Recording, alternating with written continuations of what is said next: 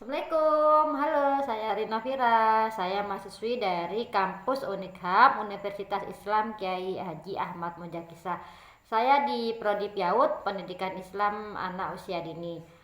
Seperti biasa, saya akan menyampaikan tentang mata kuliah studi hadis dengan dosen pengampu Bapak Fikri Farin MPDI. Seperti biasa, saya juga akan menyampaikan tentang Kali ini saya akan menyampaikan tentang materi hadis-hadis tentang karakter anak. Nah, karakter itu apa sih? Karakter itu adalah suatu kebiasaan yang dilakukan oleh seseorang. Nah, e, itu karakter itu secara nanti kalau terbiasa dilakukan itu akan secara alami tanpa disuruh dia sudah akan terbiasa gitu loh. Seperti kalau kita menyuruh anak sholat ya, tanpa kalau sudah terus-terusan sudah biasa atau anak jujur gitu ya, atau terbiasa dia melakukan apa gitu ya tanpa disuruh tuh pasti akan dilakukan gitu loh.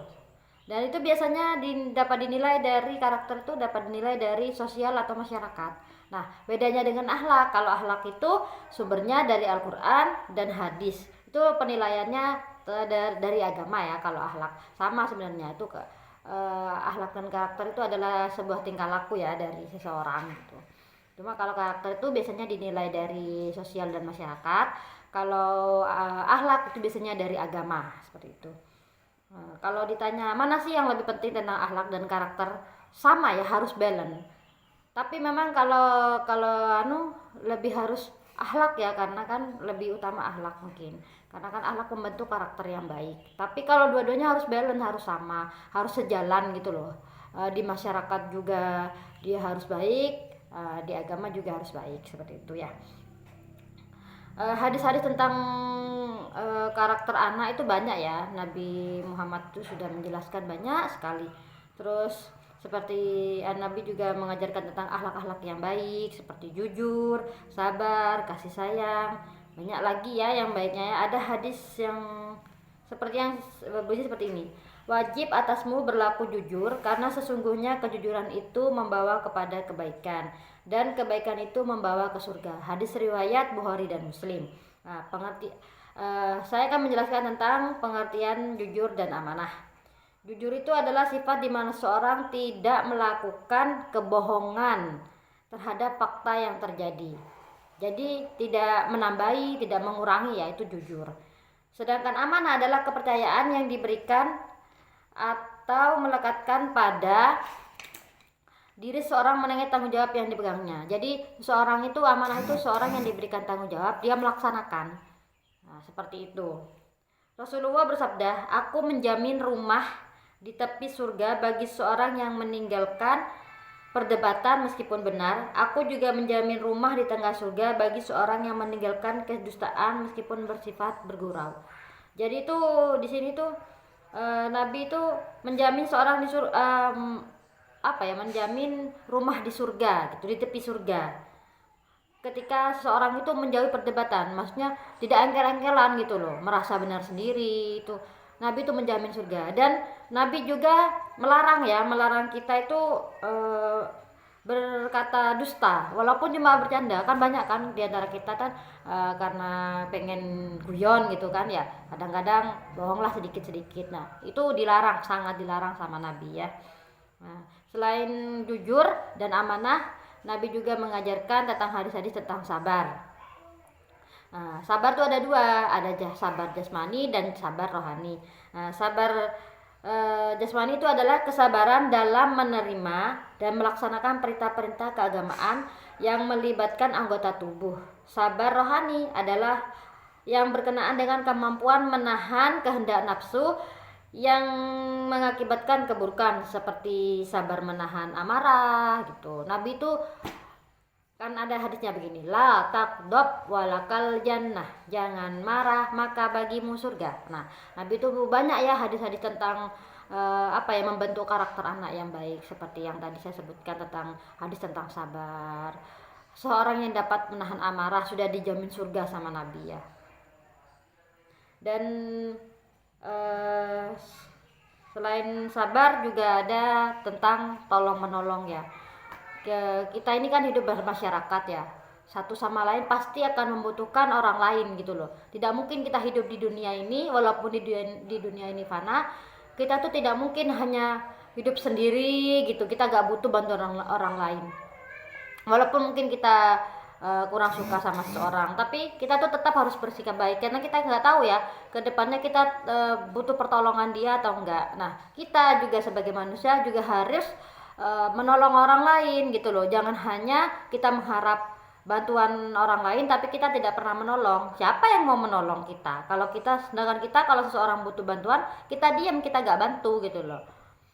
Selain tolong menolong, jujur, sabar, amanah, juga Nabi juga mengajarkan tentang menghormati orang tua, menghormati kedua orang tua, menghormati ibu kita yang sudah melahirkan kita dunia ini. Pengorbanan mereka itu besar ya. Saya sebagai seorang ibu juga merasakan bagaimana susahnya apa ya, susahnya menjaga anak, merawat anak gitu loh.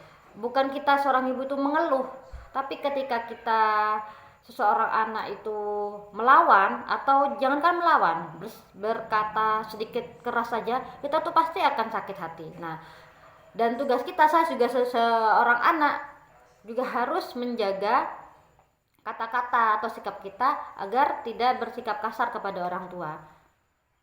Karena saya pernah dengar juga tentang riwayat ya, seseorang bertanya, siapakah yang harus didahulukan? Tanya kepada Nabi ya. Nabi menjawab, ibumu. Kemudian ditanya lagi, siapa yang harus kita dahulukan? Ibumu. Nah, yang ketiga ditanyakan lagi, siapa yang harus kita dahulukan? Ibumu. Sampai 3 kali, baru keempatnya baru Nabi menyebut ayahmu.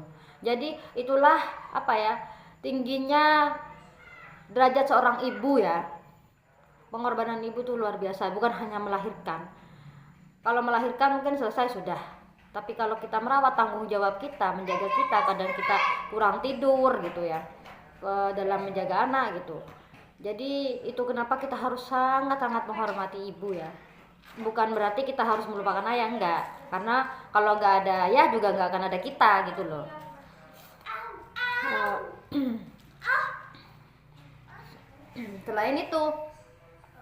Selain kita harus bersikap baik, kita tuh harus jaga saling menyayangi orang tua, menghormati, dalam berbicara dan memanggil itu kita harus lemah lembut gitu ya.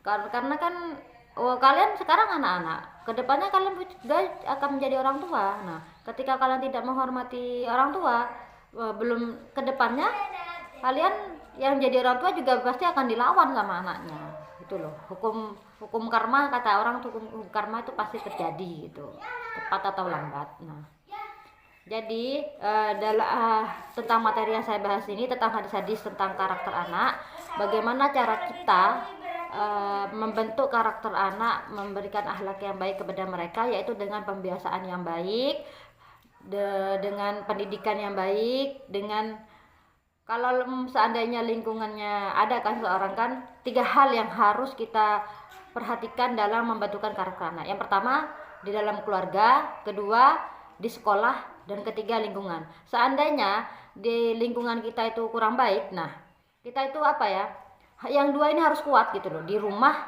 dan di sekolah. Pilihlah sekolah yang pilih sekolah itu yang mengedepankan tentang akhlak, tentang agama gitu loh, sehingga membentuk karakter mereka dengan karakter baik. Dan juga kita sebagai orang tua juga harus memberikan teladan yang baik juga. Kita menyuruh anak sholat sedangkan kita nggak sholat, pasti anak itu berpikir, loh kenapa kok ibu nyuruh sholat, ibu nggak sholat gitu. Jadi sebelum kita